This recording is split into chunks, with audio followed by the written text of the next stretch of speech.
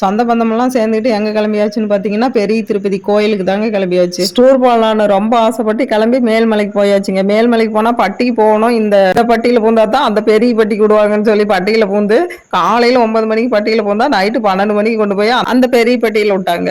அப்புறம் பெரிய பட்டியில விட்டு விடிஞ்சு 12 மணிக்கு தான் சாமி பார்க்க திறந்து விட்டாங்க. திறந்து விட்ட உடனே போய் சாமி பார்த்துட்டு வெளியில வந்தா மணி 3 மணி ஆயிடுச்சு. 3 மணிக்கு வெளியில வந்து பார்த்தா மழை. அந்த மழையிலயும் சரி வந்ததே வந்தங்க வேலூர் தங்க கோயிலாவது ஒரு கோயில் நிறைய கோயில் போலான்னு பிளான் பண்ணி வந்து எந்த கோயிலுக்கும் போக முடியல. 2 நாள் பட்டியலே அடிச்சிட்டாங்களே எப்படி போக முடியும்.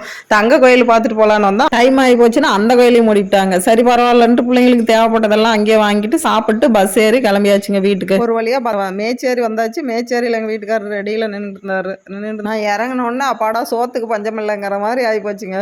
ஏன்னா 2 நாளாக கடையில் சாப்பிட்டு இருந்தாரோம். அதனால வந்த உடனே சோறு மட்டும் செஞ்சு வச்சுட்டு நீ போய் தூங்க அப்படின்னு சொல்லி கூட்டிகிட்டு வந்துட்டாரு. சரி வீட்டுக்கு வந்து பார்த்தாக்கா இங்கே வரும்போது லைட்டை போட்டு விட்டு வந்துருப்பார் போல இருக்குது. அப்படியே விடிய காலம் பார்த்தீங்கன்னா ஈச்செல்லாம் வந்து அப்படியே நிறைய பறக்கிறதுக்கு ஆரம்பிச்சிச்சு. வந்து பார்த்த உடனே ஒரு மாதிரி ஆயிடுச்சு, எப்படா க்ளீன் பண்ணுறதுன்னு. சரி அப்புறம் ஒரு யோசனை தோணுச்சுங்க, இந்த ஈஸ்லெல்லாம் பிடிச்சி வறுப்பாங்க இல்லையா, அப்பெல்லாம் எங்கள் தாத்தா எங்களுக்கு வறுத்து கொடுத்துருக்குறாரு. ஆனால் இப்போ சாப்பிட்றதுக்கு ஒரு மாதிரி இருக்குது.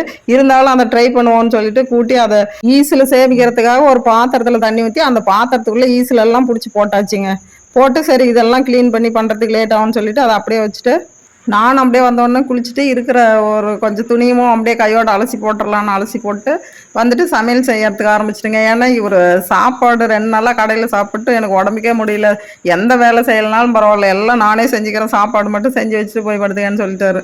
அதனால அப்படியே இருக்கிற துணிங்களை அலசி போட்டு வந்து சமையல் செய்யறதுக்கு ஆரம்பிச்சிட்டேன். என்னோட வீட்டுக்காரர் சாப்பாடு செஞ்சுட்டு போய் படுத்துக்கிறதுனால நான் ஏற்கனவே அரிசி ஊற வச்சுட்டேங்க. சாதம் அடிக்கிற மாதிரி இருந்தால் எப்போவுமே 1 மணி நேரம் முன்னாடியே அரிசி ஊற வச்சிருவோம். அப்போ தான் சாதம் பலன்னு சூப்பராக உதிரி உதிரியாக இருக்கும். அதனால சோத்து குழி வச்சுட்டு அப்படியே அந்த உலக்காயத்துக்குள்ளே கடலக்காய் கழுவி இந்த பக்கம் கரண்ட் அடுப்பில் பார்த்தீங்கன்னா வேக வச்சுட்டு அப்படியே சோறு வந்துக்குச்சு. வடிச்சிட்டு சரி சட்டுன்னு செஞ்சுவிட்டு பட்டுன்னு போய் படுக்கிற மாதிரி ஏதாவது குழம்பு செய்யலான்னு யோசனை பண்ணுறப்ப தான் ஏற்கனவே பருப்பு வறுத்து வச்சது அப்படியே இருந்தது. சரி அதை சட்னியை ஆட்டி விட்டுருவோம்னு சொல்லிட்டு இருக்கிற பருப்பை போட்டு சட்னி ஆட்டி இன்னைக்கு நம்ம வீட்டில் சிம்பிளாக ஒரு சட்னி சோறு தாங்க. இப்போ சூப்பராக இருந்துச்சு சாப்பிட்றதுக்கு. ஓகேங்க, அடுத்த வீடியோவில் பார்க்கலாம்.